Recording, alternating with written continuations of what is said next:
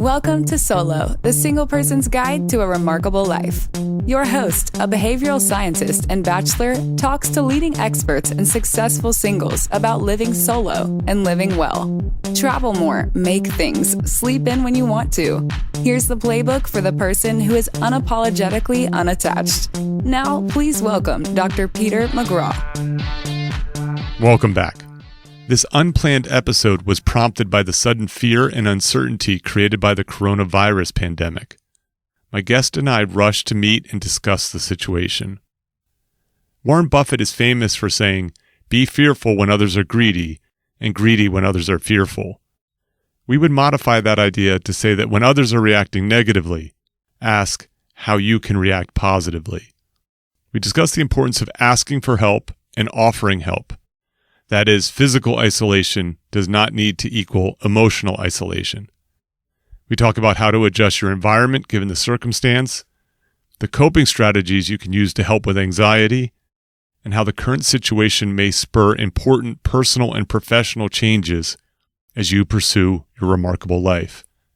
I hope you find the episode helpful. Let's get started.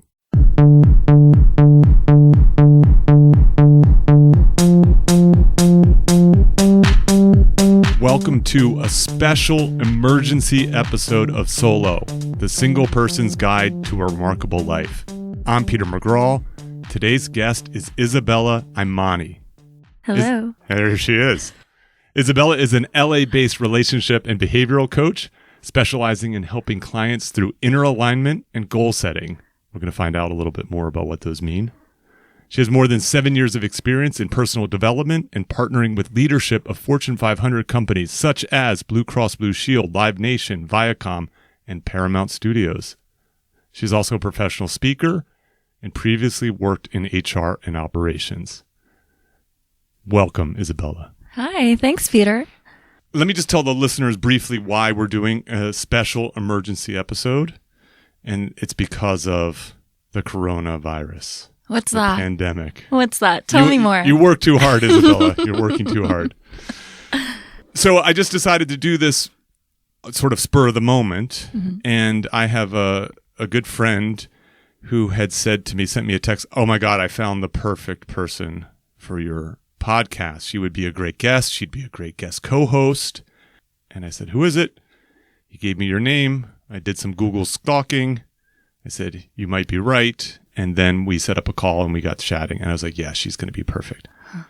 And in part because of your own personal and professional experiences, sort of where you are in your life, solo living and beyond, living a remarkable life. And then it was yesterday I basically said, hey, do you want to do a special taping? Here we are. And here we are. So thank you so much, Isabella. Thank you. So before we get into talking about life, a remarkable life during a pandemic. Yeah. Let's get to know you a little bit. Okay. If we can. So where do you want to start? Where do you want? You take the lead. We can go personal, we can go professional, but we're going to have to cover both. Give it to me. Give me all of it. Unfiltered. Let's start personal. Let's do it. And we'll cover the solo portion of your life. Absolutely. You are single right now. I am Single-ish. currently single. I'm dating around. I'm dating around. There is someone that I am seeing consistently. Okay. And we have been the best of friends, and I'm so grateful for our friendship and what we share. But it's been a known thing that we are not in a relationship, and that we are free to see other people as well. Okay, so you're not doing the don't ask, don't tell. You actually have talked about the fact that that's nice. Yeah, which is really nice. I've never experienced anything like that. And I told you before that, prior to this last year, I'd always been a serial monogamist. And that was a part of my paradigm. Actually, I thought that that's the way it was, and that's the way that I will always be. And a little over a year ago, I got out of a very serious relationship with someone that I thought I was going to marry. And that actually jump-started this whole last year of doing an insane deep dive into personal development and my own journey of who is Isabella without the presence of someone else. And I had never known that part of me. And, coming from my background of always being a naturally independent person, I found that I was actually no longer independent when I was in the presence of a significant other, largely in part because I didn't love myself enough or know myself enough to be independent. So in this last year, I've experimented with different types of relationships, and the way that I show up in them. And it's been a great journey. And this is my first time experiencing kind of we're going to call it ethically non-monogamous relationship. Episode number 3. With someone that I care about so deeply and have grown to like love in such a deep romantic way. But just saying that you are your own person, as am I, and let's just meet in the middle, unattached to the outcome and just really being present in our space together. I think that's great. One of the things that's really nice too is just the honesty that goes along with that decision. Yeah. So being free to explore your independence, perhaps seeing other people, but also having this sort of foundational connection with someone who you're very close with. You learn a lot about yourself and another person, especially how to interact and love another person and how you want to be loved when you ask the hard questions and you are forced to remove your ego or fear in this situation. Because there have been moments when I know my ego has been hurt for one reason or another because I thought things should be a certain kind of way. And then I realized that that's my own paradigm that needs to be shifted. And the way that I respond to situations is no longer the same. What, do you have an example of that you can share? Yeah. Let's see. When we were kind of exploring this portion, we started out as friends and then it kind of happened. Who started it? I think it was a mutual thing. I think when we met, we were definitely attracted to one another. But it was interesting because he wasn't actively pursuing me in a way that was definitive, where I'm used to guys pursuing me and saying, Isabella, you're what I want. And it's very direct and it's no longer, I've never had a 6-month chase that I was like, oh, cool, we're going to be pen pals for the rest of our lives. It's like, fuck it, no. So that's ultimately what it was. Because he lives in Santa Monica. And for listeners that don't live in LA, I live in Hollywood.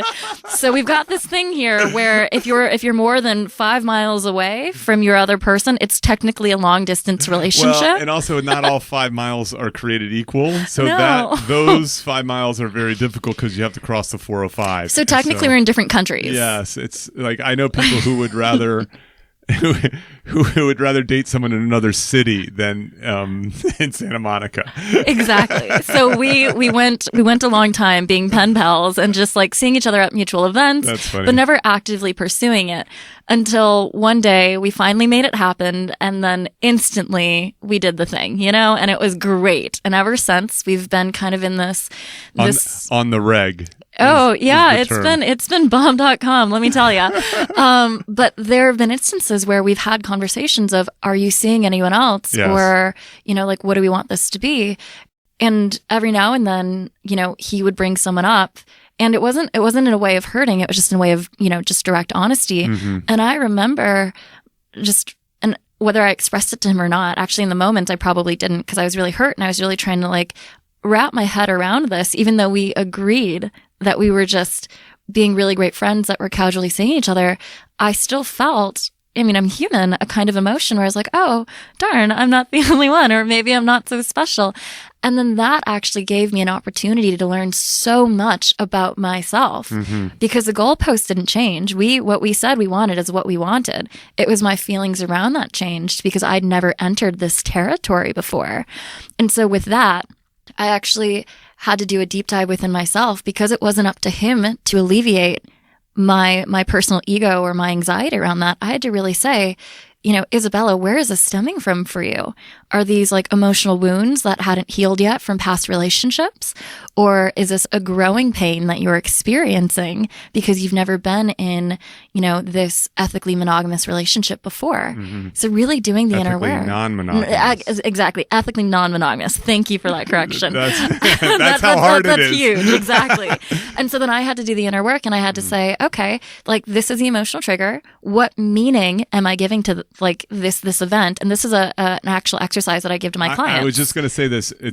I want to say this, like, what's great about this is we're going to get to Isabella's professional stuff. Yeah. But she's using her own techniques on herself. You got to practice what you preach. As she's going through this. Absolutely. As you're tussling with this, this kind of, would you call it experimenting? You're trying on? Yeah, I think, and the other thing that I talk about my clients, talk with my clients through as well is incremental trial and error. Mm-hmm. We can't be led by fear.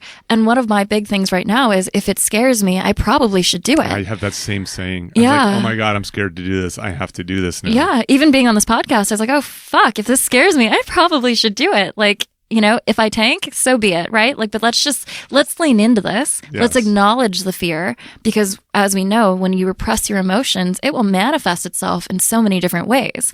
So another exercise is saying this scares me. Okay. Acknowledge the fear, label it for what it is, and then lean into it. So there was a series of things there that I had to do in my personal life that I still do. And it's funny because he'll probably listen to this because he doesn't know like the half of it. But I was like, oh, last week I was starting to catch feelings and then I caught myself. I see. And then I had to just readjust. Funny, I've never told him that before. But then because it's all right, dude, now you know. Now he knows. But what I realized then too is that it's not up for other people. Like it's no one else's responsibility to help us heal but ourselves. Mm-hmm. Oftentimes we think that if we're experiencing a pain that our significant other is responsible for fixing it. I don't believe that's true. Like I fundamentally do not believe that's true. I believe that we can heal in our relationships, but ultimately it is our responsibility to heal from that. So that's what I learned. That's great. So, two questions. So one is, there's sort of different ways to practice ethical non-monogamy. Yeah. One is like full disclosure, mm-hmm. right? Where you tell maybe a primary partner, I'm seeing this person, I'm doing this, I'm doing that. Yeah. And then the other sort of form, it's kind of a lighter form, is I'm doing things out there under these criteria like protection-wise, this and that, all that kind of stuff. And you may or may not go into detail with that. And so it sounds like you have kind of a hybrid of this where some things get discussed, some things don't get discussed. Yes. And it was when you were discussing some of those things where some of these pangs started to arise. And so when you didn't know and it was abstract, it was easier to deal with. Yes. And so what I realized too, and again, trial and error is the best way to learn. My two favorite words this year, safety and boundaries, practicing both of that. And by safety, I actually mean emotional safety. I see. That's so important. And by boundaries, I mean the same thing. And so that was a great lesson that I learned because had I not known that I didn't like hearing this information, I wouldn't have been able to express a boundary that mattered to me, which is, hey, like I just assume you're doing these things. I don't need to know the details. I see. And that actually has helped significantly because we can still live the same life. The same outcome is the same where we get to be present with one another, love each other for the time that we have. And when we're apart, I don't think twice about it. I know it for what it is. It's not. What's cool about that approach, because it works for me, it may not work for other people. Maybe they want to know who it is you're seeing. Yes. I realize that the more detail I know, the more heightened anxiety that it gives me. I would just rather know that you're doing it. I just don't need to know that you're doing it. Yeah, I think the flip side of that is a person who's like, okay, who are these people? What's your relationship? And wanting to know much more as a way actually that would have the opposite effect, which is it's assuaging to have that worked out. Yeah. So, but I always use this term for now or forever, for single people. Yeah. But you're not necessarily interested in a solo life forever. You may at some point want to couple up in a more monogamous way. Potentially. And it's really funny that you asked that because I've been asking myself this question for a long time, to the extent of a year. Okay, sure. That's what I mean by that. Look, the last 24 hours had felt like a long time. That's true. That is true. Oh, as an aside, we are taping this on Friday the 13th. So this is sort of like a big this has been a big day for much of the world. Yeah, I didn't even think about that. And so the last 24 hours, I think, have been a long 24 hours. That's for true. A long period. For a lot of people. A lot of us. That's true. So your year does qualify as long. So it's funny because the more that I experiment with this relationship or others, the more I learn so much about myself.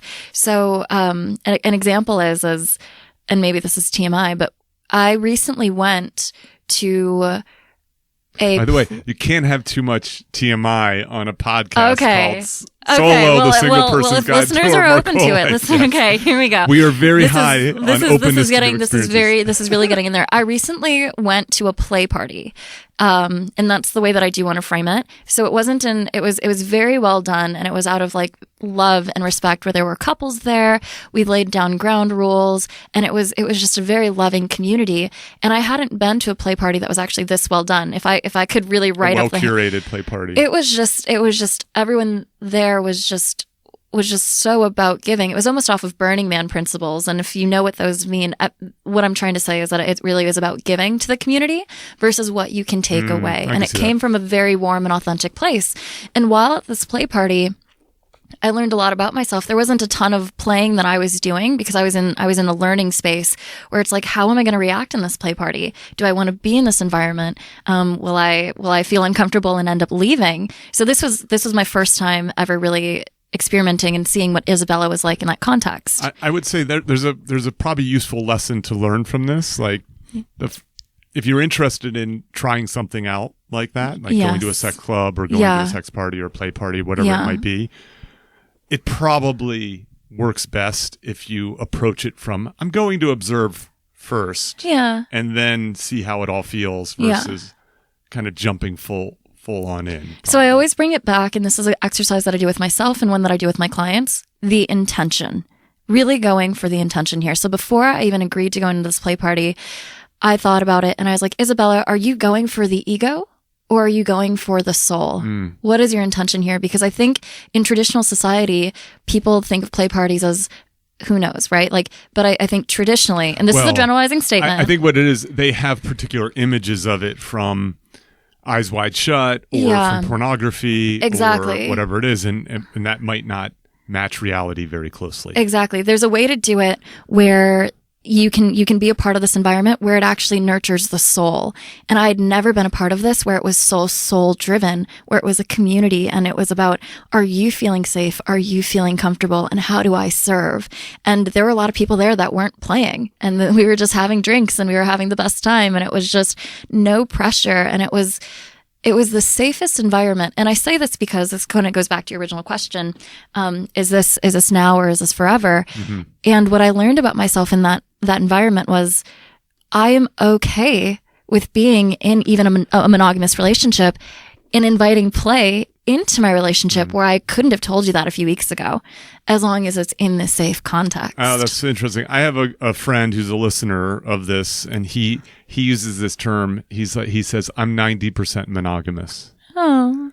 Which I think is an interesting way to think about, like, we have this idea that it's either all or nothing kind of thing. But he's like, no, 90% of the time, I just want this partner. Yeah. And then whatever those other times and whatever that thing may be like, and it might be with the partner going to a party or whatnot. Yeah. By the way, I actually don't need to know or want to know whether it's for now or forever. Mm-hmm. I actually think that that's a tough question to answer. Yeah. Because the moment you know someone says, well, I definitely want this thing, I much more I think most people would be better off that says, I would like that thing, but I don't know what the future holds. Yeah. I think that but, though, is really important because without understanding yourself, how can you actually know? So you and I first started our conversation, not this one, but when we first met up like an hour ago, talking about concepts like human domestication and fitting into these boxes that society says we have to fit into. Yes. A concept like a play party is non-traditional. Yes. Can we agree on that? Yes. And so without ever having gone to one, and I'm not saying everyone needs to go to one, but without having gone to one and gone to one that makes you feel safe, how would you know this is something that you don't want to invite? I'd been to play parties before that never made me feel emotionally safe with a significant other that almost objectified the experience and in many ways ruined it for me. I see. But now as Isabella being solo and experimenting and learning more about herself, I was able to make a well-informed decision about what I like without, the influence of someone else. And I was able to derive from that experience a few weeks ago that I could be open to this. I see. That's great. And I think that's so powerful for listeners here is just opening your horizons a little bit more. I will say this. I want to transition into some of your professional stuff, and then I want to spend the rest of the time talking about what's going on in the world right now, because I think a lot of people are thirsting for perspective and information. One of the things that I just lost it here for a second is, I think that there are listeners going, ew, when hearing the terms, ethical non-monogamy, hearing a story about going to a play party. What I like, and I want to repeat what you essentially just said is, well, if you haven't done it or you haven't tried it, and at the very least, even if you just haven't considered that it might work for some people, even if it might not work for you, be careful about using your fear or your disgust response or whatever it is to make a judgment. Yeah. Because everybody who's listening to this podcast who's single and wants to be comfortable being single knows what it's like to be judged in that same way. Exactly. Right? So they know exactly what it's like. I mean, what I love about the listeners of this podcast is they're the person at Thanksgiving dinner. Yes. Right? Who's at dinner, who's single. Yeah. And people are asking them what's wrong with them. Right? What's wrong with you? Why can't you do what we're doing? Yeah. Where the assumption is what they're doing is right and what you're doing is wrong. And because you're not doing what they're doing, you're somehow lacking and whatnot. Yeah. Well, if there's someone like that at every Thanksgiving dinner across the country, or every whatever meaningful religious dinner across the world, that's just a lot of people who are not being celebrated for walking a different path. Yeah. And then if you're not being celebrated for walking a different path and you want to be, then all my thing is just be careful about doing it to others who are walking a slightly different path. Yeah.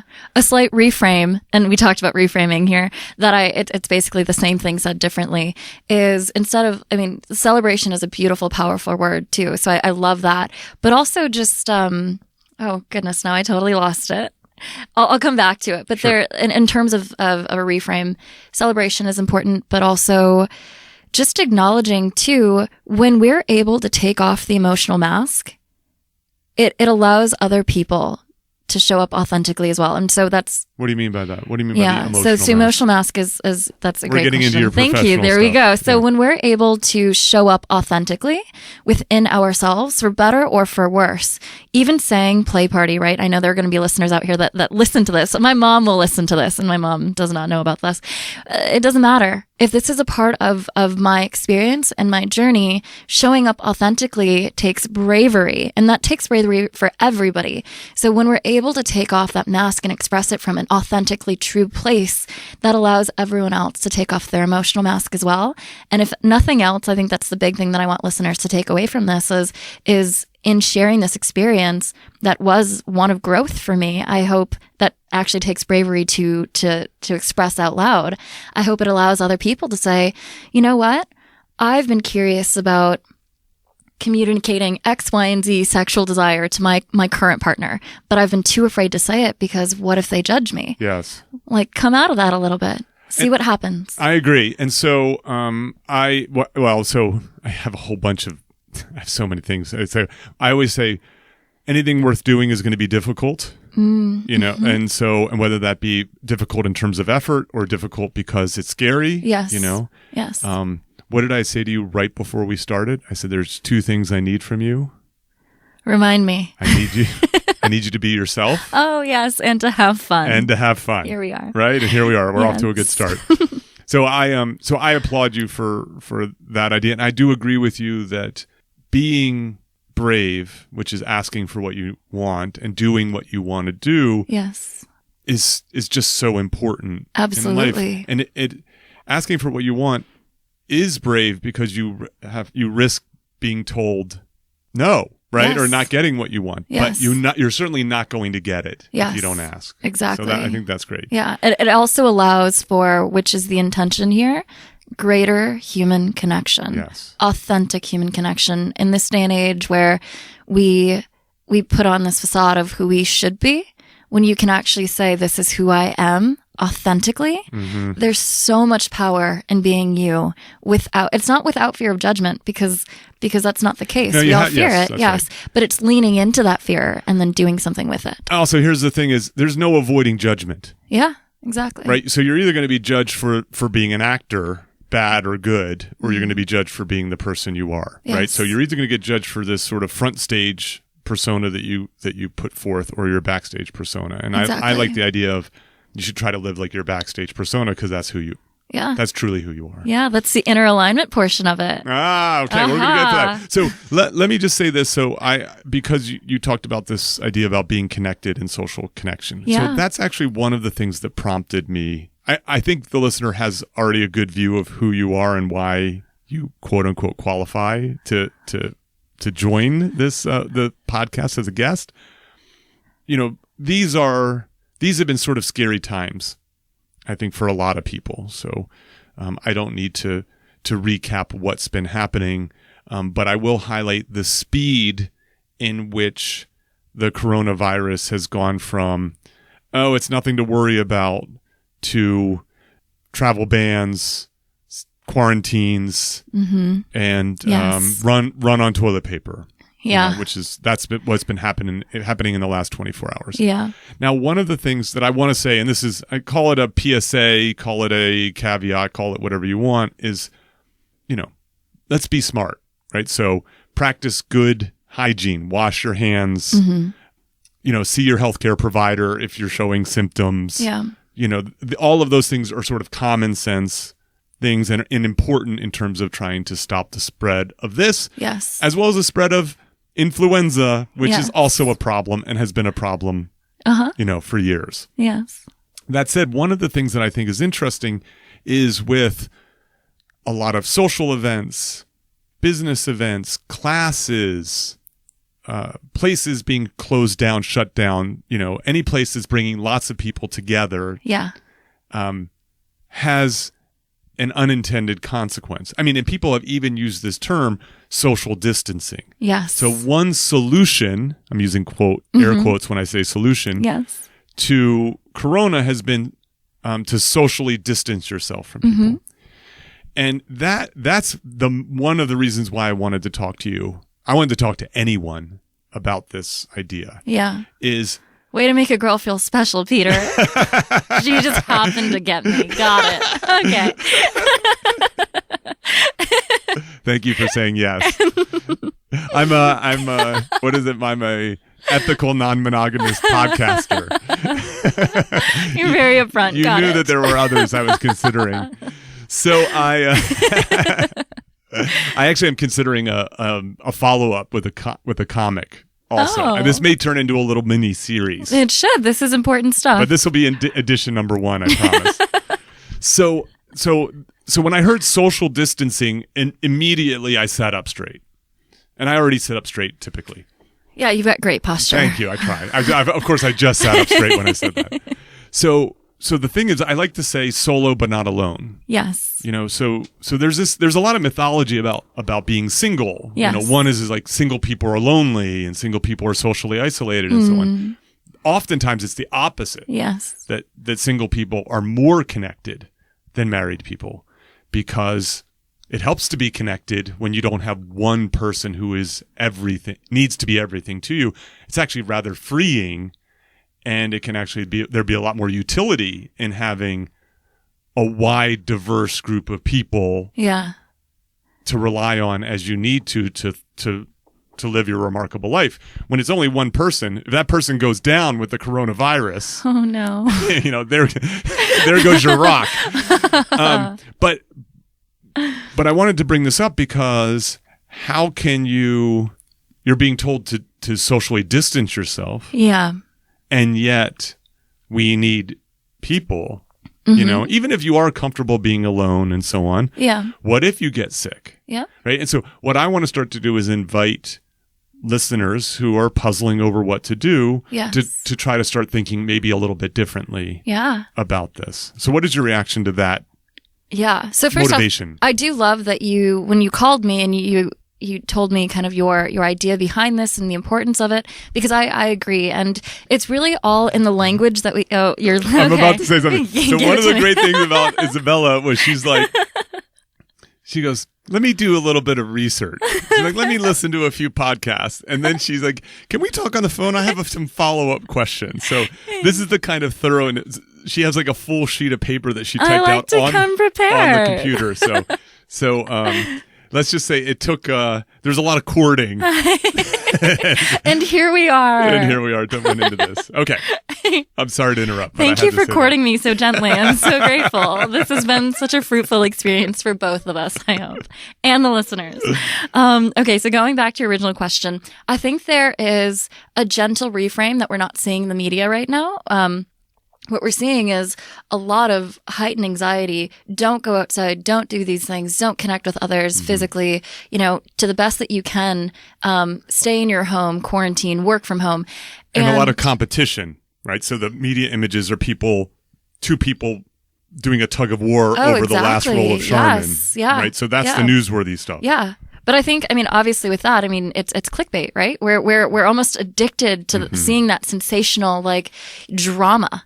Right. And as a society, that's whether it's Corona or anything else, that's stuff that gets those headliners, that gets the attention. Yes. So let's just acknowledge that for what it is, and then take a step back and just say, okay, we get it. So from that perspective, there is, I think, a responsibility that the media has that they're not leveraging to actually say, here's the clickbait stuff, but really, guys, if we're all in this together. Yeah, that's the problem. I don't feel like we're all there yet. So less of a social isolation.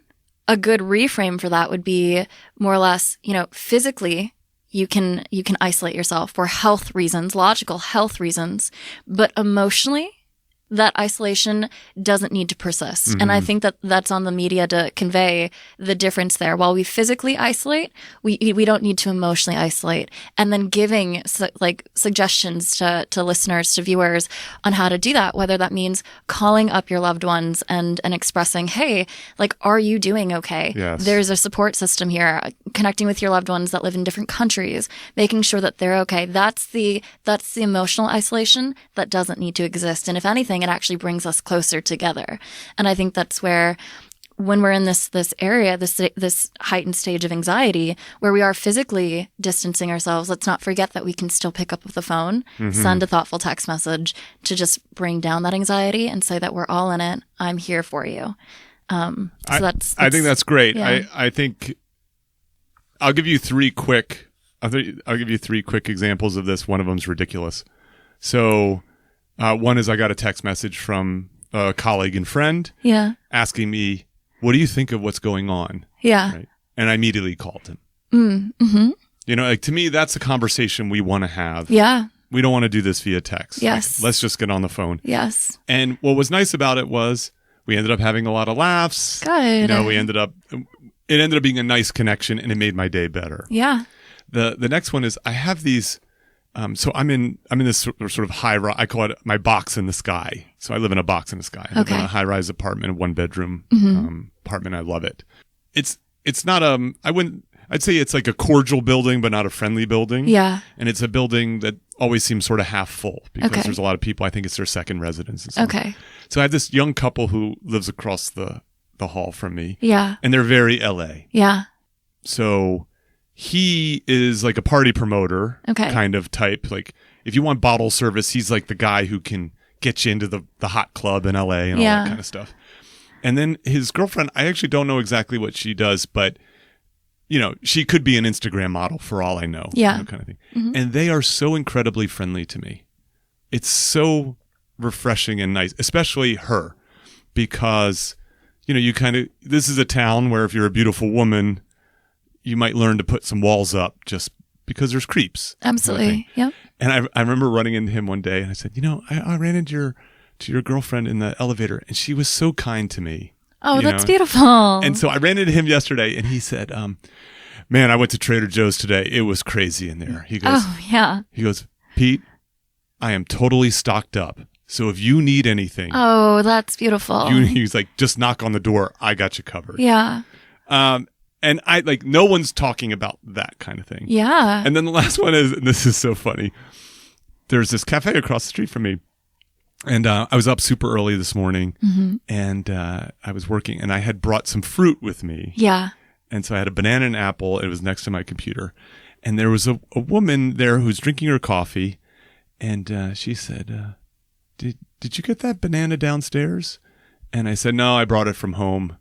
And she goes, oh, yeah, I think they're out. And I said, do you want it? Oh, Peter. She goes, and I have to admit, Yeah. I never would have offered it to her Yeah. if we weren't going through what we're going through. That is so beautiful. That is so thoughtful. Did she take it? She did not take it, but she was clearly moved by it. Yeah. And then we had this very nice conversation. So she's visiting from Boston. She has a daughter who's in a local college. Yeah. Who's the daughter's clearly upset. Her internship's getting canceled. Classes are getting canceled, and so on. And she just, and the mom was just like, I'm just so glad I'm here right now. Yeah. You know. Yeah. Kind of thing. So what I want to say is I think that you're right. Like, I think a lot of these things are happening out in the world. Yeah. They're not getting noticed. Yes. Because they're not clickbaity. Yeah. But I think the idea of if you walk away from this podcast and you go, oh, who could I connect with? Absolutely. Who might be struggling, or I'm struggling. Yeah. Who might I connect with? Who might help me with this? I'm actually really grateful that you shared that story or those stories, because I think that hopefully, like, the listeners, and I mean, I know certainly myself, I'll internalize that and think about, who else can I reach out to? Am I doing enough in my social circle or in my community to make sure that my inner circle feels loved and feels appreciated and feels supported? And during times like this, that is the most important thing that matters. Well, you're doing it here not for your inner circle, but for your outer circle. Yeah, I mean, exactly. I mean, it's this constant. If you think about it, like, the coronavirus is contagious, right? Something not everyone wants to get. But you know what, guys? So is kindness. So is compassion. So is generosity. So think about that before. So someone in my social media feed posted honestly, a very frightening photo this morning at 4 a.m. Okay. And the caption was, "Early bird doesn't always get the worm." And essentially in this photo, it was one of our local grocery stores with, oh my goodness, at least 50 people waiting for it to open. And they just looked so distraught. Yes. And they obviously weren't necessarily ahead of the game, if that's even a possibility, but just the energy from that photo then broadcasted on this feed where hundreds of other people were going to see that. My thought was, is this content helpful or is this hurtful? What was his intention? And then just like, let's stop there.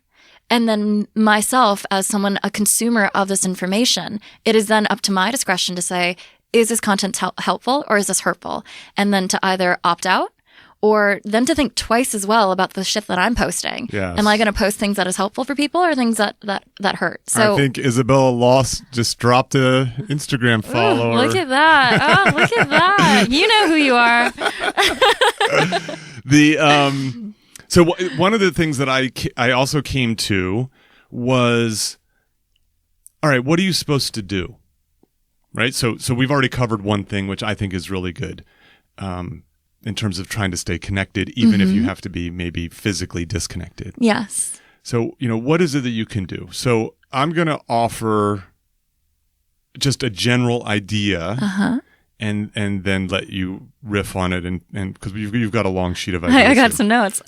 So one thing that I would say, this is a fundamental principle of the behavioral sciences. And that is that negative things spur change more than positive things.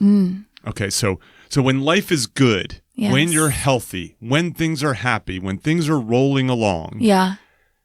there is no incentive to make change. When you're not happy, when you're not healthy, when things aren't rolling along, Yeah. that's often a good motivator of change. Absolutely. And so this is one of those moments, and then the question becomes, well, it's worth it to ask the question, Yeah. what change might benefit me, Yeah. right? What change might benefit me? And so what's your reaction to that idea? So I do have like a very high level list of things so I think I'll ask you if this is an okay approach. So I have a high level approach of things that you can do while you're more or less physically isolated in your home. Okay. But on a larger scale, things that, we should maybe all reflect on in terms of our life. Okay. Because the reality is that people are, worst case scenario, dying from this. Right. So if you look at it from that perspective, if I were to die tomorrow, I want you to really think about, did I live my life fully? Ah, yes. Okay. So let's hold that second one. Yeah. Because that's Yeah. so big. Yeah. Let's get into some tactics. Quick and easies. Yeah. Let's build up to the, what is the meaning of life? Okay. So yeah, let's talk about a little bit about this idea of what to do. Yes. You know, while you're now working at home, Yeah. your normal day-to-day has been disrupted. Absolutely. Okay. What are some of the ideas you have? So going back, I'm going to double down on this. So while physical isolation, for the logical reason, is important, that doesn't mean emotional isolation. Okay, good. So let's double down on that. Make sure that, we're feeling connected in that sense, because again, heightened state of anxiety on a global scale, everyone needs to feel loved and supported. So that's number one. So reach out to people that you love. Also be mindful of your environment to the extent that you can while we are in our homes. And it's a gloomy day in Los Angeles. Think about, to the extent that you can, natural light. Can you crack open a window, right? I forgot the actual statistics for the study, but we know that, people that are going through major recovery periods from like a health concern, if they are in environments where they have natural light, they are X% more likely, and it's a significant number. I don't want to reference it because I don't know it off the top of my head, more likely to heal than those that are not in natural light, that aren't in natural environments. So to the extent that you can, get that natural light, crack open that window, get air flotation through your home. Hell, fucking sage your house. I love sage, and I've got the best candles in my house. So do that. Essential oils. Make your home feel like home, because you're going to be there for quite some time. I'm going to add one to this, if I may. Do it. So I have a former assistant whose dad had a saying, which is doing cures the feeling. Oh, that's great. And I so like that. It's focused on, so there's these two forms of coping. So one is called emotional coping, and the other one is called problem-focused coping. Mm-hmm. And so, and they both work, and they're both useful, and they should be part of a repertoire of coping strategies that people have. The problem-focused ones are often more action-oriented, or often more behavioral-oriented. So I think there's this sort of idea of like making the most of this time. Absolutely. So instead of seeing it as a punishment, seeing it as an opportunity. Yeah. And so that's. It's like an adult snow day. I don't know, maybe. Yes, and who knows, you might end up having a bunch of them, right? Exactly. And so a big one, and this harkens back to some episodes I taped a while ago but are coming out now. Yeah. And I talk about, and forgive me if you're tired of hearing this, listeners, I talk about this movie Limitless, this Bradley Cooper movie. Yeah. And in it, he gets a hold of this pill. This pill that turns him into a genius for sort of short periods of time. Oh yeah, I heard about that. Yeah, it's a fun movie. The first time he takes this pill, it's called NZT. Okay. This genius drug. He tidies up his apartment. Well, would you look at that? Right, and so I would offer, open the shades, get some light, get a little bit of fresh air in. Yes. It's not a bad time to take control of your space. Yes. And yes. And whether you use the Marie Kondo method of this brings me joy, or whatever method that works best for you. Yes. That I often feel when I feel really anxious about things. Yes. One of the things that I start with is I tidy up my space. I clean up my space. I throw things away. Yeah. I donate things. By the way, what a great time to be donating things. Yeah. I recycle things. I donate. I get rid of things. In order to be like, oh, it allows me to get a little bit of semblance of control. Yeah. And I've just accomplished something. Yes. And guess what? I haven't checked Twitter. I haven't watched the news.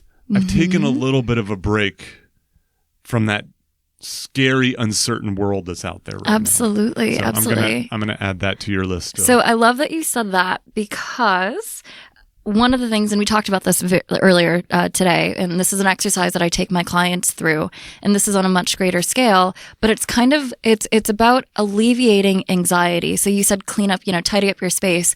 When your external world is feeling so chaotic, the only thing you can do is control your internal world. And that means your emotions and your mindset. In this case, we are talking about your physical environment, like your home, but encompassing all of those things. I think a really helpful exercise that we can think about here is understanding what the trigger is. So in this case, the emotional trigger is the coronavirus. And what is that having us feel? A plethora of different emotions, but let's just at a high level talk about it in terms of anxiety. Mm-hmm. So the emotional trigger is corona. The emotion is anxiety. Now, what we can do is we've got a couple options here. We can either run towards it, leverage that fear and that anxiety, or we can run away from it. Mm-hmm. So the best approach, if I were talking to my clients, is let's run towards it, right? So with that option there, if we're running towards it, think to yourself, is this helping me? Are these thoughts, positive or negative, are these thoughts helping me or hurting me? Mm-hmm. If they're hurting you, internalize them, like dive into them, reflect as much as you can, and then let them go. If they're helping you, basically, do something with that, leverage that information to run forward, to not be paralyzed in fear. So ask yourself, is this helping me or is this hurting me? And then also ask yourself, is there anything that I can do about the situation? Yes or no? If the answer is yes, then do it. Write down a list of all the different things you can do to alleviate this pain point, this anxiety, this fear. And if it's not, then to the best that you can, let it go. Reflect, and then let it go. Because holding on to that weight isn't helping you. Add to the solution, not the problem. And that's essentially it. Okay. So just going through that mental exercise helps. All right. So let's try this. Sorry, that was a lot. No. It's good. I mean, actually, what we've just sort of got a chance to do, which we have overlooked, is sort of what you do professionally. So this is the kind of exercise you would do with one of your clients. Yeah. It's all about the reframe of the mindset, because what I realized is, so the inner alignment piece is really understanding what your purpose is. So I on the front end, I really understand what it is that my clients want to achieve. What are they in alignment with in terms of their life holistically, not just in this moment. It's not just about this shit job that they're in and how do I overcome this conflict with Susie who sucks. It's it's much bigger than that. It's is this even an organization you want to be in this profession? So we do the inner alignment portion through several different psychological and coaching frameworks. And then we set goals to create a reality that is yours. Maybe that means quitting your job and your career entirely and doing something entirely different. And that's essentially what I do. But what I found was we all know how to set a goal. That's really easy. We all know how to fucking lose weight. It's a simple exercise of consuming less calories than you burn. Done. But why the fuck is that donut so enticing? I don't know. It's an emotional thing. I'm drawn to that donut because maybe it gives me pleasure because it tastes so good, or maybe it's alleviating a pain because I'm really stressed out subconsciously. Mm-hmm. Whatever that is that's what I work on. That's the inner work that I work on with my clients, is to reframe your mindset, to understand what's coming up for you subconsciously. And then through a bunch of mental and emotional exercises, we help you to overcome that, to reach your goals. Yeah, I really like this idea of, are you moving toward or away from your anxiety? So so one of my least popular episodes so far, tell me, has been one that I just called boxing. Can't wait to listen to it. Why is it so unpopular? Well, it's newer, so that's part of the reason. But I think some of it is the average person sees boxing, and they don't see how boxing has anything to do with helping them live a remarkable life. And what was your what was my thinking behind it? So my thinking behind that episode, well, one, it was an experiment. Yeah. But some of the reason was that what I like about boxing is it's sort of this interesting metaphor for life. Yeah. And that is, and this is with the benefit of hindsight. So at first blush, boxing seems like this very solo sport, much like our lives. Yeah. But a boxer needs others. A boxer needs an opponent. Absolutely. A boxer needs a coach. A boxer needs a sparring partner. And that all of those people contribute to something that can be both scary yet beautiful. Absolutely. So I had two guests on. The second guest talked about, as a boxer, you can either be moving backwards or moving forwards, but you're never going to win if you're moving backwards. And it's really counterintuitive. Yes. For the average person and for the average boxer. I love that. Is that when someone's trying to punch you to move closer rather than further away. Yeah. And in it, I explored this saying that I've had that I picked up from a reading when I was a young man, which is that the best punch is closest to the worst punch. And right, so that is that if you want to put yourself into a place where you're going to succeed, you also have to put yourself in a place where you're going to fail. I love that. And so our tendency is often to flee and to back up. Well, you can never win backing up. Yes. Now, you may survive backing up, but Yes. you're not going to win Yes. backing up. I think that's really powerful. That actually can be said with our emotions as well. Yeah, exactly. Yeah. So Exactly. when you were talking about this, so can we talk through sort of a little bit of an example about this idea of having some anxiety? Why don't we do it with me? Yeah. If we can. Yeah. Okay. So I'm going to give you some of my anxiety Okay. about this, and maybe you can help me reframe this. Absolutely. Okay. So I'm going to be honest. I'm actually not that scared about corona. Yeah. I'm not really scared about getting it. Mm-hmm. The base rates are very, very low. Yes. I'm not scared of it hurting me. Mm-hmm. If I do get it, I'm healthy. I'm robust. Yeah. You know, I got the flu the last couple of years and it sucked. Yeah. But I bounced back from it. Yeah. So I'm actually not living in fear in that way. I'll tell you where my anxieties are right now. It's twofold. The first is, in about 3 weeks, I'm launching a book that I've been working on for 2.5 years. Yeah.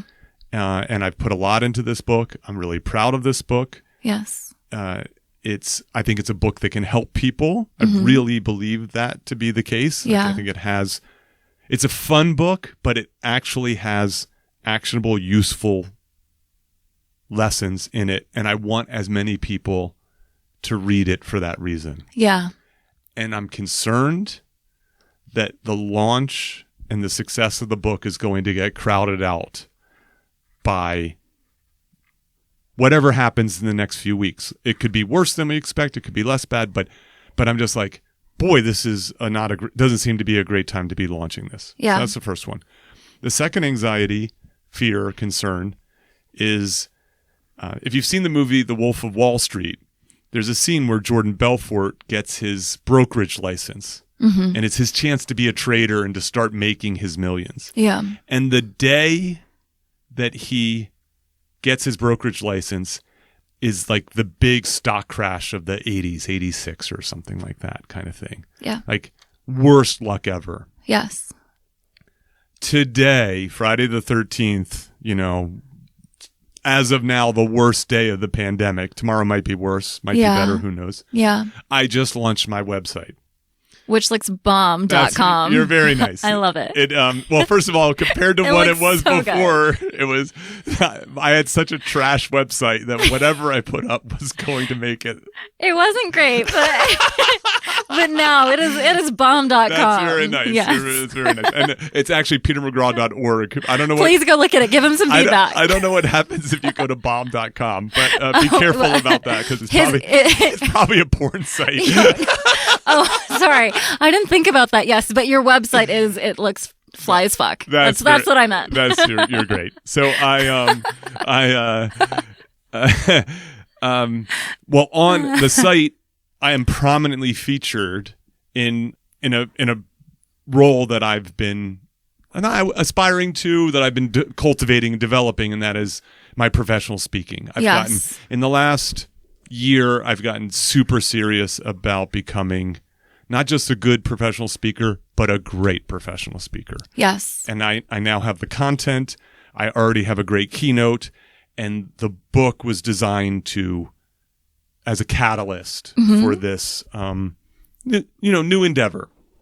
And of course, conferences being canceled, Yeah. events being canceled, right? Like I feel a little bit like Jordan Belfort getting his brokerage license and then having the stock market crash. Yeah. So those are two areas of anxiety that I've been noticing. I realize that those might be completely different than what the average person is going through, which is they're concerned they have enough toilet paper, or they're concerned about the health and well-being of their children or their grandparents or whatever. Yeah. But that's what I got for you. Yeah. Isabella, Yeah. help me. Hi. Help me. What do you say? Inner Help my inner alignment. So first off, I do want to honor you for expressing your fear. I also want to honor you for expressing your fear regardless of, so you did say something towards the end is, you said something along the lines of, I realize that this isn't a common fear that the average person is experiencing right now. Yes. The reality is even in a statement like that, that doesn't take away from the fact that this fear exists for you. Yeah. So I do want to acknowledge that Thank you. because I think sometimes people think that because other people aren't experiencing this, like that's almost like apologizing for even having feelings in the first place. Something that I coach my clients to get out of because they're like, oh, well, Belle, they call me Bella, Isabella, whatever. Like Belle, maybe this isn't like that big of a fear or whatever. That's minimizing your fear, but that doesn't take away from the fact that it still exists. So I honor you for saying that. And then let's kind of dive into it. So there's a couple different things that I'm hearing. So the first one is the book launch and the success of the book launch. Let me ask you, how do you define success? Of the book launch or success? Of the book. Of the book in particular. That's a good question. It's interesting because I don't know what that looks like. It's just this view that it might now be less successful in some way. Yeah. Right. So I guess and we can double down on this now or we can do it later. But I guess what I would ask you is to really understand how you define success, because is that a number? Is that like a number of book sales? Is that like a gross annual income from this as a book, or is the real success? And I'm just giving out ideas here. Typically, I don't ask guiding questions, but in this case, for the sake of time, we have to. Yeah, we have a lot of things. Yeah, to cover. exactly. So for the sake of time, the guiding question then would be: is success to you that even if 10 people read it, and I know that's a small number, that's not really what I mean. Even if 500 people read it, yes, and that's all you get in the short term.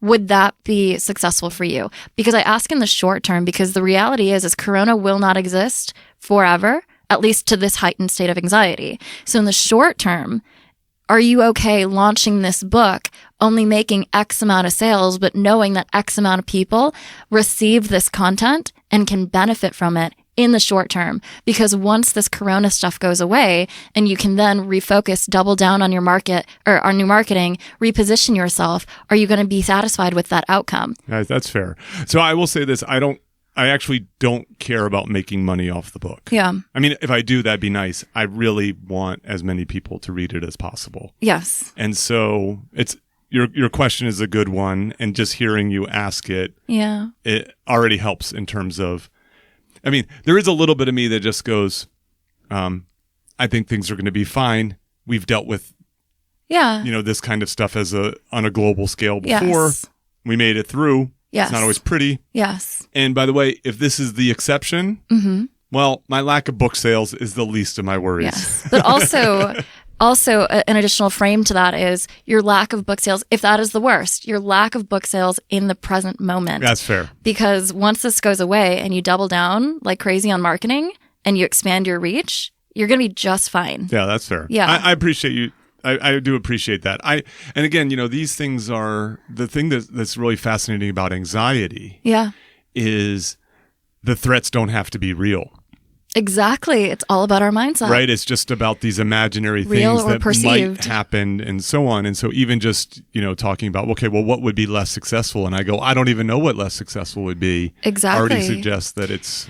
So an exercise that I take my clients through is Tim Ferriss's fear setting exercise. Yes, I'm familiar. He has a great TED talk on it. It's like 10 minutes. It's beautiful. But I take them through that because that actually helps with the inner alignment portion. You lean into your biggest fears. You address what they are head on.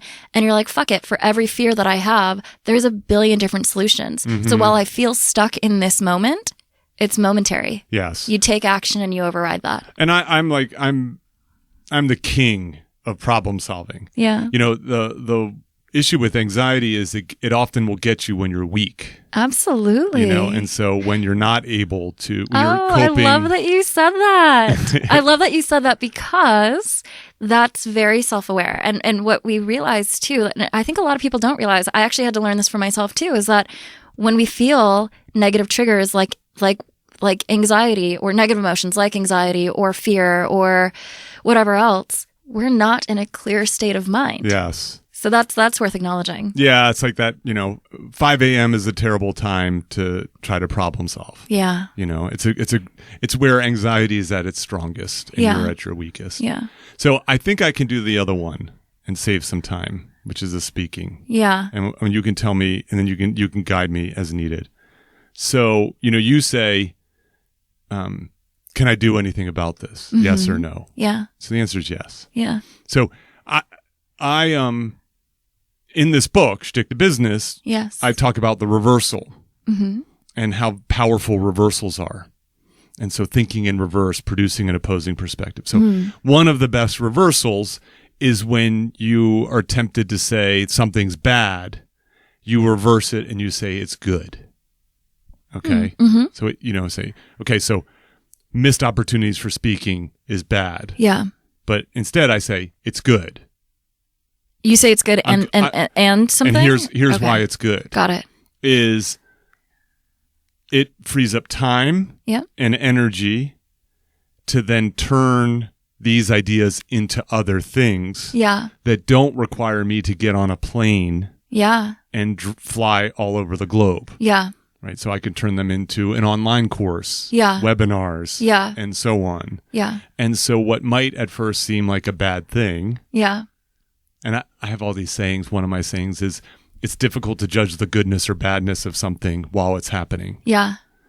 And so it's difficult to know the goodness or badness of this pandemic while it's happening. We won't know the goodness or badness of it for months or years, whether it be on a personal level, professional level, nation level, global level, in the moment. And so my thing is yes. And so what I have to do is just say, okay, those lost opportunities are actually gained time, energy, to make other things. Yeah.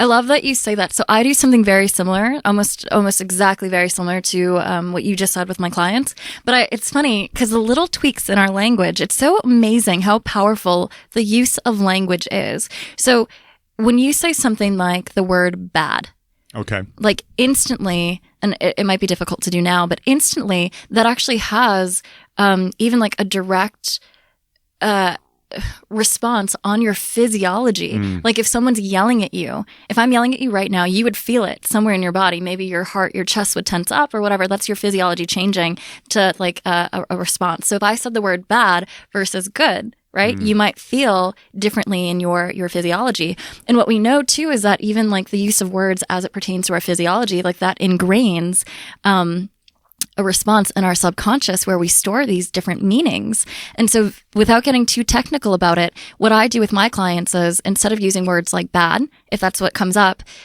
what I would say is there a different word that we can use that means the same thing? Okay. So if they said bad, I would say challenging. I see. And so there, that actually helps because when we leverage those words to not feel so intense on our physiology, then we can actually come out of our thinking to be less paralyzed with fear. Does that make sense? Yeah. So then the start would be to reframe that word. So we would say challenging. Yes, this was challenging.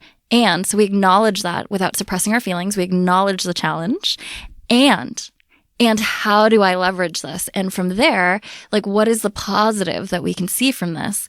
And the reason why I wanted to kind of like point that out is because I know for me, like, if you were to say that to me, I'd be like, oh yeah, that's cool. Yes, this is bad. And then you want me to say it's good, almost like dismissive positivity, which is not what you were doing. I know that's not what you're doing. Mm-hmm. Dismissive positivity is like, oh yeah, Corona sucks, but like the sun is shining and it's great outside. It's like, no, Corona doesn't feel good. Yes. Corona is challenging. There's another perspective, and we get to sit inside and catch up on that book that we didn't get to catch up on, or we get to right, or look for that job that we were meaning to apply for to get out of our shit job that we're currently in. I don't know, right? So it's encompassing that, but really focusing on our language, because sometimes if we say things like bad versus challenging, it almost amplifies the situation even a little bit more. But essentially what you were doing. Yeah, too. That's interesting. Yeah, I study emotions, so I'm used to using a lot of negative emotional terms. Yeah, of course. That's fine. But yeah, so that's my attempt to use your that was systems. beautiful. That was beautiful. Yeah, I hope that was helpful. No, it's good actually just to be able to admit it. Yeah. You know, and then also just sort of talk it through. Absolutely. Has been useful. I already feel better. Yeah. I feel better. So one of the things, and I do want to compliment you for expressing your feelings. I know that sounds really like woo-woo and willy-nilly, but I think that's actually such an underrated thing. Sometimes it's so interesting. There are 3 motivators of our emotions, and I'm sure you know this. It's to, like a pull towards like pleasure, a push towards pain, like we want to avoid pain, and then to protect us. And it's interesting. There's so many of us out there that are just so terrified to even admit that we're scared. Yes. And so instead we cover it up and we're like, oh no, everything's fine. Mm-hmm. It takes so much bravery to lean into that and say, this is what I'm feeling, to practice stillness, and then say, all right, now that I felt that, what am I going to do about it? Yeah. So, well, this entire podcast is an exercise in that for me. Yeah, you're doing great. So I talk about all the things that I never talk about in any of my other work. I love this. And my bachelorhood was always something that was always private. Yes. And honestly, launching this podcast was kind of scary to me. Yeah. What's been really wonderful about it is the response has been so positive. Absolutely. And I do believe and agree with this idea that if I'm not showing up in my authentic self, how the hell am I supposed to help people? Yeah. Who are looking for help. Absolutely. And looking for inspiration and looking for new ideas and wanting permission to be the person that they feel comfortable being. Absolutely. I honor you for doing that. It's very nice. You're great. So let's get into the big meaty question. Yeah, buddy. Yeah. So I think that I'm going to add one little quick. Let's get into the big stuff. So what we've covered so far, I'm going to do a little recap. So recognizing that physical isolation does not have to equal emotional isolation. Yes. And to use this time to ask for help if you need it, and to offer help to people who might need it. The next one is knowing that your normal day-to-day has been disrupted, and by virtue of that, you're probably going to be a little bit more homebound than you would be otherwise. Lack of social events, remote working, and so on. How can you make that environment better for yourself? Whether it be tidying up, getting more fresh air, getting a little bit of sunlight. If you do go to the supermarket, I'm sure they have flowers. There hasn't been a rush on flowers. Get yourself some flowers. Some essential oils. Exactly. And then the other one is, how do you sort of tidy up your emotions, so to speak? That is, recognizing what you're feeling anxious about, and then figuring out, are your reactions helping you or hurting you? Absolutely. How do you lean into and move into those? Yeah.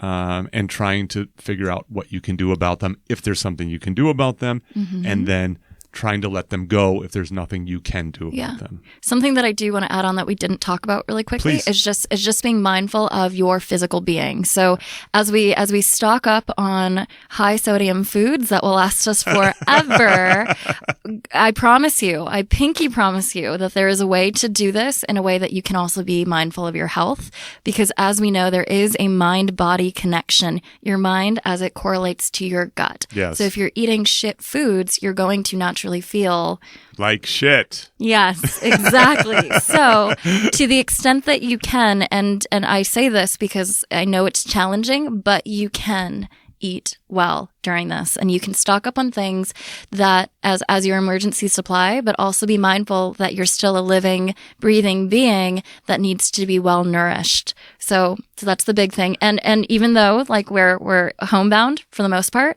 there are little things that you can do physically, like squats, up and down, just a little bit of movement every day, even in the comfort of your home, regardless of the size, that will actually help you to stay mentally stimulated. And look, it's okay to go for a walk. It's actually okay to go outside the house. I love that you said that. Like, it it's is. Not, it is. It's fine to go for a walk. We're going to be okay. Bundle up and get some fresh air. So I'm glad you brought that up, because I think what we're starting to venture into are sort of these bigger issues in people's lives. And so, as I said, when things aren't going well, when things are challenging, that's the time to reassess and to think about little changes and bigger changes. Yeah. So the launch of this podcast is going to coincide or come very close to two other podcasts that I've already taped. Yes. One about nutrition and one about exercise, movement, and pain. Yeah. And so I have a saying that I ask my students a lot of times. I ask myself a lot, and I say, is your health number one? Is your health number one? Mm-hmm. Is your health number one? And the reason behind that is connected to, the safety briefing on an airplane, which is put on your oxygen mask before helping others. Absolutely. And so I feel like if you want to live a remarkable life, the foundation for a remarkable life is a remarkable body. Yes. Not an Instagram body, but a remarkable body. That is a body that functions well, right? That is energized, that is healthy. And the path to that is good sleep, good nutrition, and good movement. Yes. And so now, if you want to also then be able to support others in your life, you need also that good foundation. Yeah. Because if you can barely take care of yourself, how are you going to help take care of others? Absolutely. And vice versa. Absolutely. And so what I like, I almost just said, what I like about the coronavirus. But what you're saying that. I'm saying that now. Okay. What I like about the coronavirus is it reminds us that our health does matter to us. It does. Absolutely. And so sometimes it might take something this acute to remind us of that, right? So, you were talking about the temptation of donuts or whatever it is earlier. Sugar in the moment is nice, but it doesn't often serve our long-term goals. Yes, yes. And so I think when in terms of if you're going to make some change and think about how might, when you move out of this and life returns back to normal. Yeah. What might be some of those things? I would offer up this thing is that question of, look, if you're scared about the virus, if you're scared of getting the virus, then I know that you care about your health. Yes. And so if you care about your health, you shouldn't just care about it when there's a virus. You should care about it generally and what might be some of the changes that you would want to think about doing. And I put forth those three categories: improving your sleep, improving your nutrition, and improving your movement. Two of those three, I have some podcasts that are coming out. The third one I'm working on. That's beautiful. I love that. Can't wait to hear those. But I do love that you said that. I'm putting together and I told you this before, a behavioral planner, which actually encompasses 7 different stages of life mastery. And at the simplest form, at the simplest summary, the number one is physical mastery. Oh, nice. And I'm sure you've heard about that too. And so basically it talks about movement and nutrition and sleep, and all of this goes in this planner, and it actually forces you, that's the inner alignment portion of it. It actually forces you to think about, deeper questions like, is your health, from your perspective, is that ego driven? Or is that spirit driven? I see. Like going back to what you said, about, your body doesn't have to be an Instagram body. You're right. Some people think that it does. I used to think that. I used to think that I had to be a 00 my whole life. Okay, I know that sounds a little ridiculous, but I didn't even know there were double zeros. That actually was a mindset. Okay. And so for me, and then I realized that was ego driven. And now I look at my health from a perspective of balance and being spirit driven of, am I well nourished? And is this the nourishment that's going in my body? Does that help to self-regulate my emotional state? And if that helps to self-regulate my emotional state, how is this nutrition that I'm inserting into my body adding to my level of productivity? Mm-hmm. So these are the questions that I even ask my clients from a 7 stage of mastery, like portion of it. And that's the inner alignment. I see. Yeah. So that's important. So while everyone here is taking that moment to reflect, think about it. Everything that you ingest, what is the domino effect of that holistically? Yes. Not only on your gut, but also on your emotions and your level of productivity and even the way that you interact with people. We know that certain foods like salmon and stuff like that actually increases like your serotonin and your dopamine levels, right? Like those are all the feel good hormones. So even while we're stuck in our apartment and who knows what, right? For how long, think about the stuff that you're ingesting and how you can actually increase those dopamine levels, those endorphins, the serotonins, so you feel better. Yes. And going for a walk helps with that too. Yes. Yes, it does. Yes, it does. So what, so if people are looking at this as an opportunity to spur some change moving forward, I put forth health as a category that people might want to consider. Yeah. And an important one that has compounding effects. Absolutely. Is there something in particular personally, or do you think that folks might want to think about?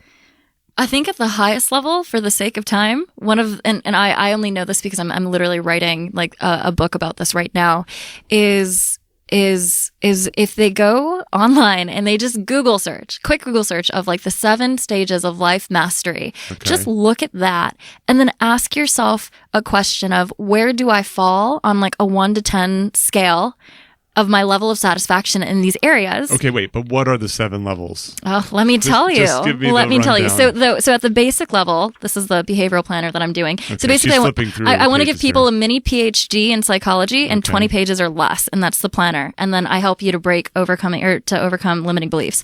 So the 7 stages is one is physical. Physical, that is the baseline. Okay. That's the very baseline. The next one is hold on, I got it right here. The next one is emotional mastery. Okay.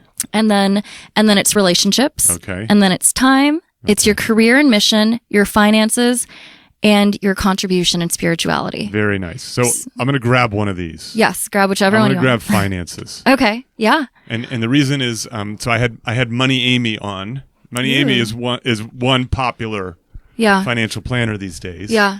So Money Amy and I talked about steps to financial freedom. And so what I think, one of the things that we talked about, and one of the nice things about Money Amy, she's very good about steps. Yeah.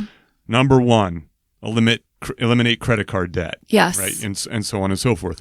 One of those early steps is to have an emergency fund.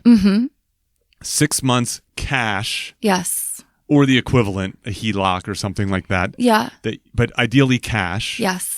Unaffected by the stock market. That's why it's cash. Yes. That you could, if you lost your job, if you got sick, if something happened, suppose you had to quit your job because you had to care for someone, you could live for 6 months without worrying.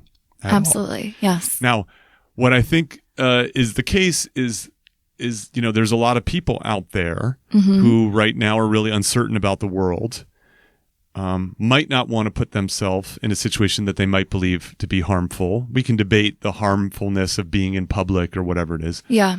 But there's a bunch of people out there who cannot afford to make that decision. Yeah. Or cannot afford to have the decision made for them. Yes. For example, you work as a server in a banquet hall. Yeah. And now a bunch of the events are being canceled. Yeah. And now you work by the banquet kind of thing. Yeah. And so what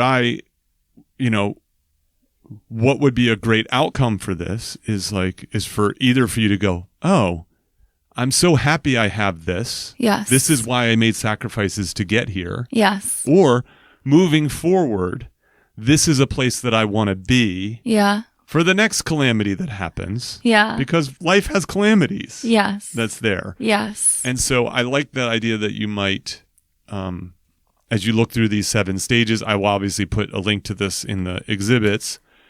That's an example of one that someone might consider. So going back to what you said in terms of people being well positioned or not, especially in the moment, when you're in the moment and you're trying to make big time life adjustments, That's very challenging because that's reactionary versus being proactive. Right. So like going back to your example of the waitress who, is now at the what's the word? At the surrender, I suppose, of the environment, yes. right? That it's too late. It's too late. I don't think this can help you now. So actually, but what they can do in this moment, and this is what I work through is, so I don't go through when I'm working with my clients, I don't go through here's your 7 stages to get out of debt. Like that's just not my forte. Sure. What I go through is the behavioral patterns and purchasing patterns of why you do what you do. So what I would encourage people to do is look at the 7 stages of mastery and ask yourself really hard questions. And that's why I do what I do and I'm good at what I do, is because I ask you really difficult questions.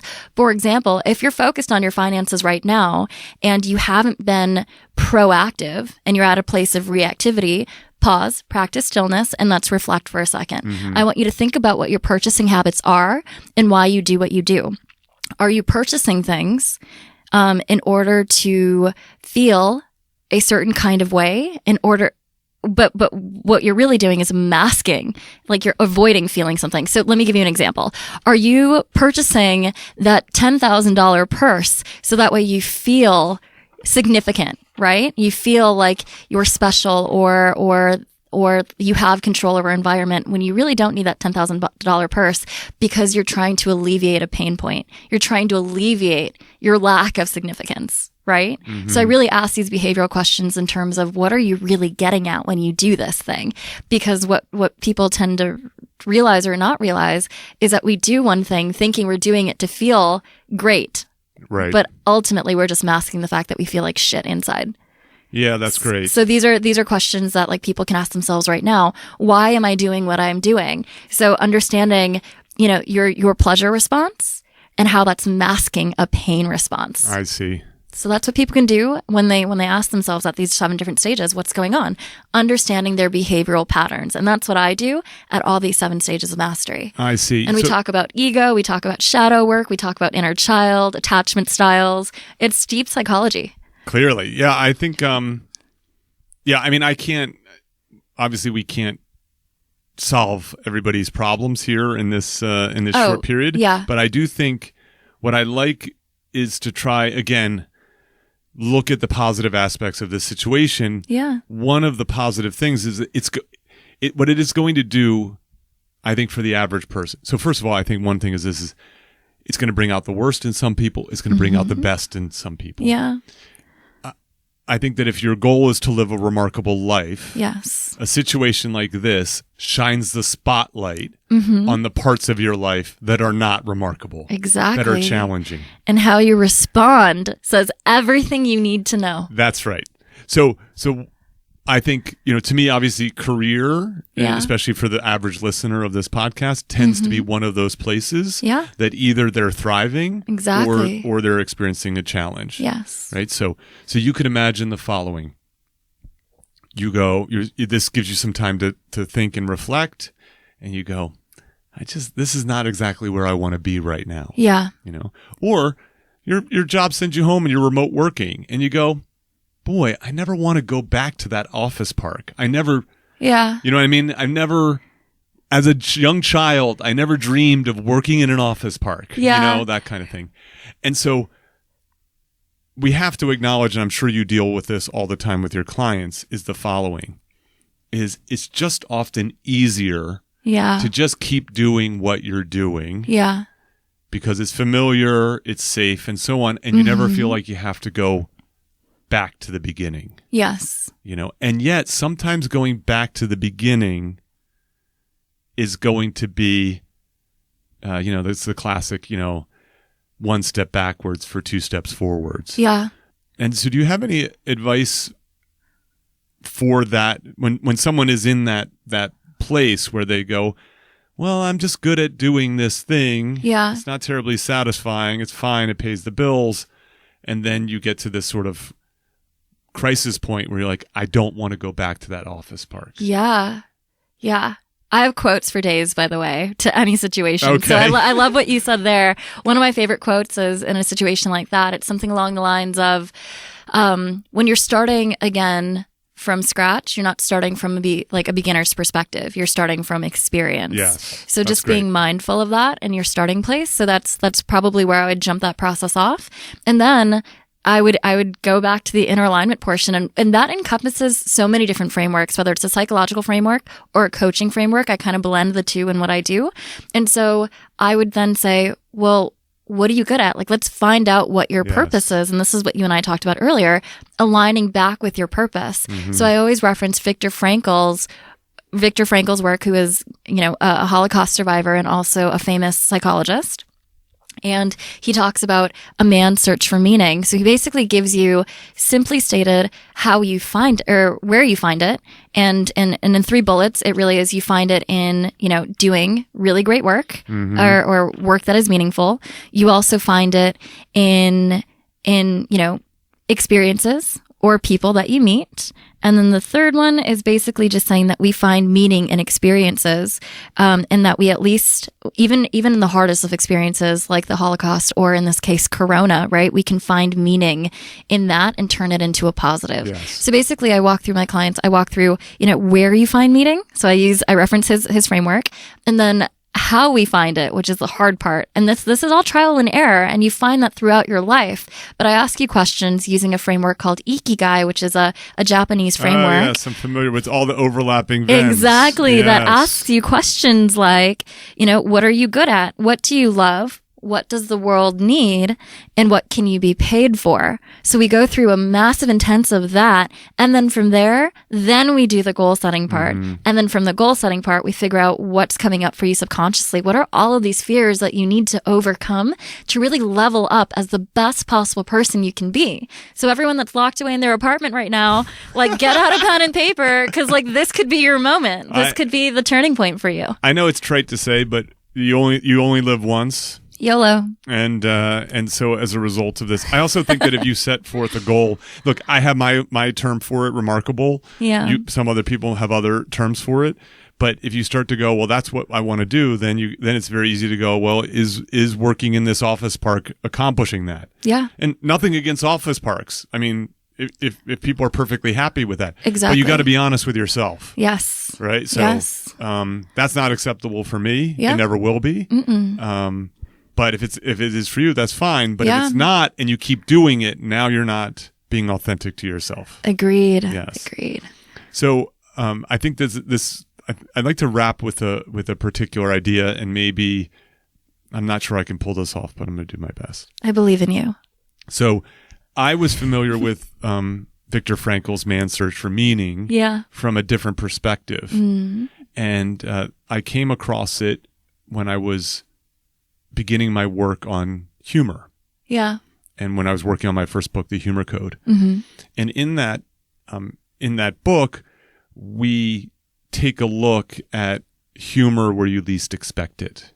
Okay. And my co-author Joel Warner and I go to Palestine and in search of comedy in Palestine, in a place that is struggling, a challenging place to be. And we were optimistic that we were going to find comedy there. Okay. And the reason why we were optimistic that we were going to find comedy there is because there was comedy in the concentration camps.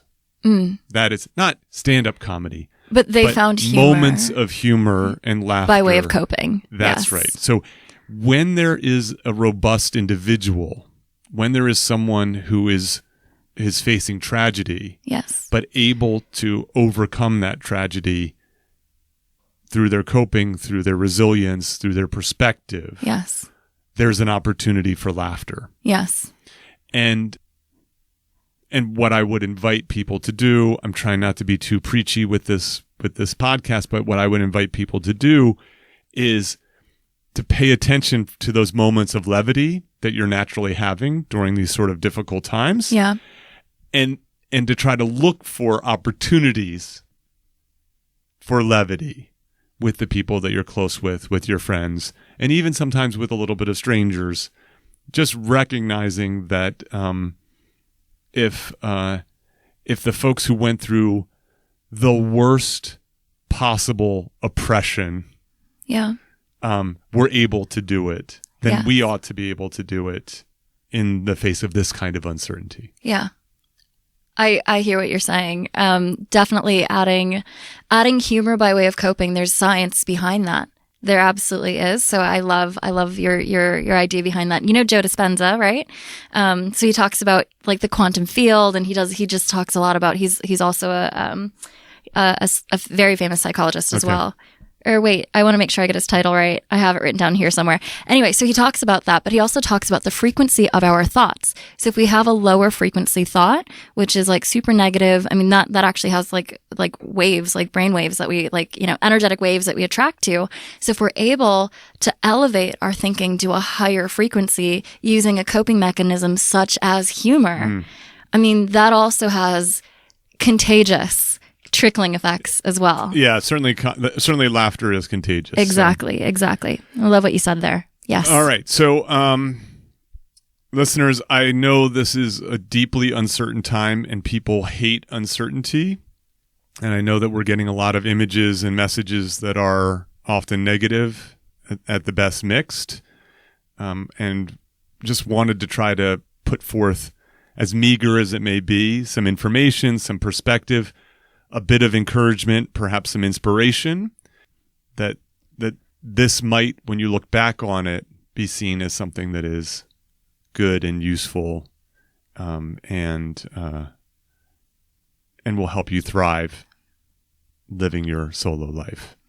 Isabella, as predicted by my friend, you were a great fit. I really appreciate you saying yes to this. Thank you. And providing some super interesting information and also a little bit of help as I deal with my own set of anxieties around all of this. Thank you. Sending everyone so much love and light during this challenging time. Thank you, Peter. I appreciate it. Thank you. Cheers. Thank you for listening to Solo, the single person's guide to a remarkable life. For more about our guests and show notes, go to petermcgraw.org. Please subscribe and share with your single friends.